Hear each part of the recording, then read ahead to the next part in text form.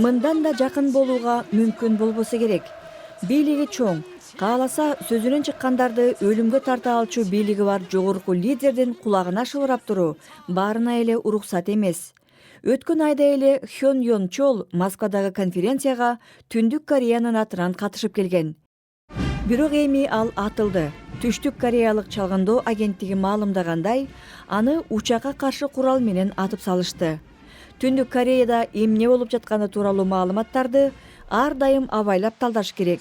Бирок Түштүк Кореялык чалгындоо агенттиги жалган чыкчу маалымат тууралуу атайы билдирүү таратпайт эле. Эгер Хён мырза дали тирүү болсо, Түндүк Корея аны дароо көрсөтүп, эл алдына алып чыкмак. Эгер жакын арада көрүнбөсө, анда Түштүк Кореялык чалгынчылар жаңылган жок. Мындан 3 жыл мурун Ким Чен Ындын атасы каза болгондо, анын табытын эң таасирдүү 7 киши көтөргөн. Учурда 7 тең жок кылынды. Буларды камап коюштубу, өлтүрүштүбү же эмне болгону белгисиз.